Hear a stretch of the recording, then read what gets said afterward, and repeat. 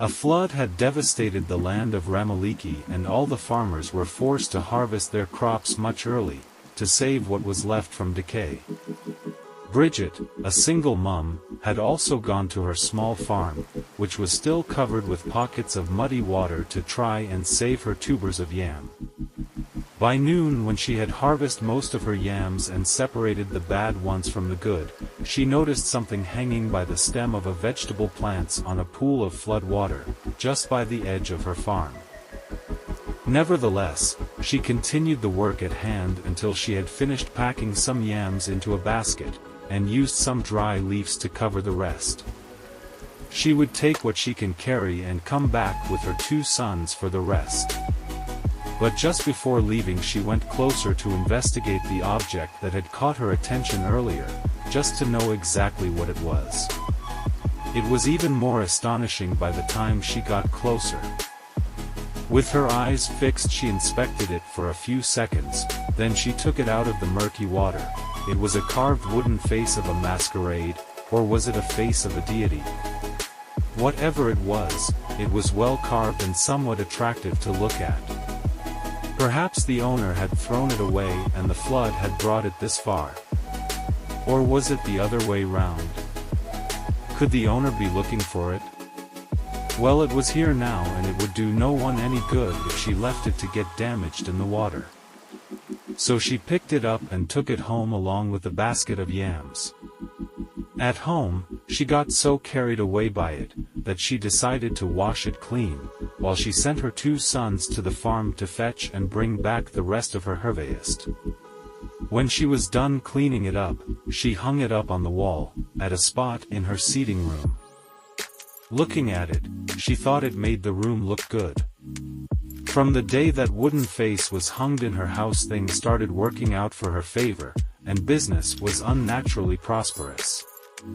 First she thought it was luck, then a few months after, she went back to her farm to clear the grass so she could plant some vegetables, but to her greatest surprise the place was still full of unharvested tubers of yams.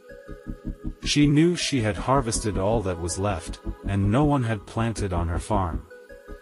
Even if someone had, it will be impossible for the tubers to grow so large in a short time. It was a miracle, and all the miracles started the day she picked up that carving. As if that was not enough, any time she had a quarrel with anyone, they seems to fall into one accident or some other misfortune. Consequently, no one dare make themselves her enemies, because the end is always not pleasant. Eventually she was sure that the carving in her house had some spiritual undertone to it. And she guessed it must be a deity from some foreign land that had been swept away by the flood. As long as she was rich and protected, she was happy to keep it on. But its protection started becoming too intense, so much so that she started questioning and worrying about hers and the safety of her family. It all started when Mama Lucky accused her of using evil magic to get all the customers to buy her goods, while other, less fortunate traders, had little or no patronage. Before long the accusation became a quarrel and then a fight. But some other traders jumped in to stop the fight. At the end of the market day everyone went home, only for them to return the following day to meet Mama Lucky's absent.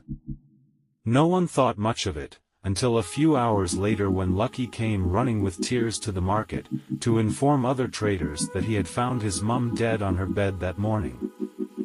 It was a terrible news, and a terrible day, especially for Bridget, who everyone suspected had a hand in Mama Lucky's death.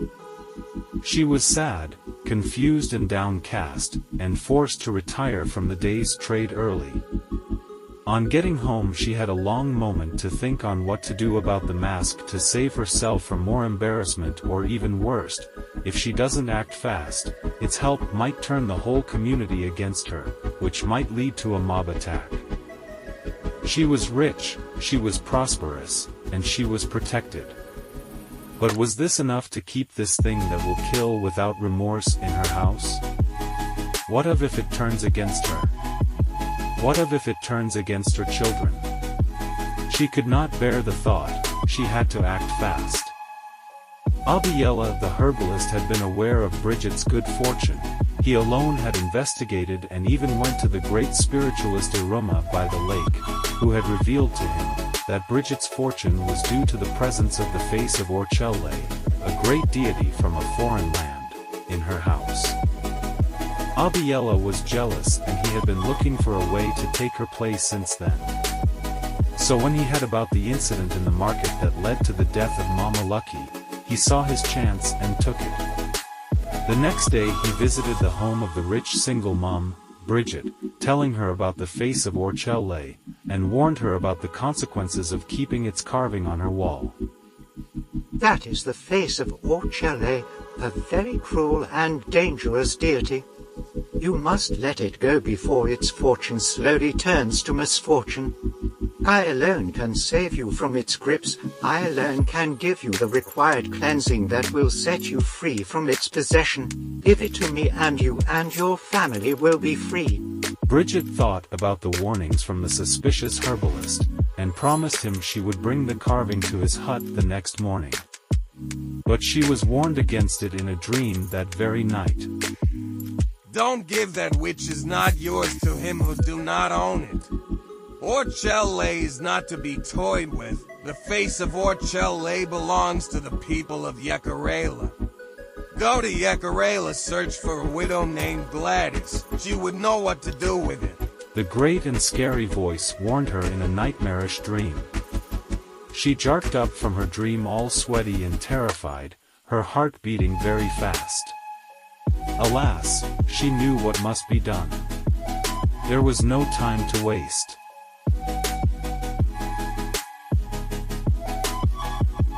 Thanks for watching. Hope you enjoyed the video.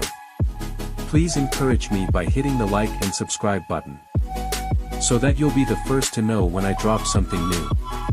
It will also be nice to hear from you on the comments section of this channel.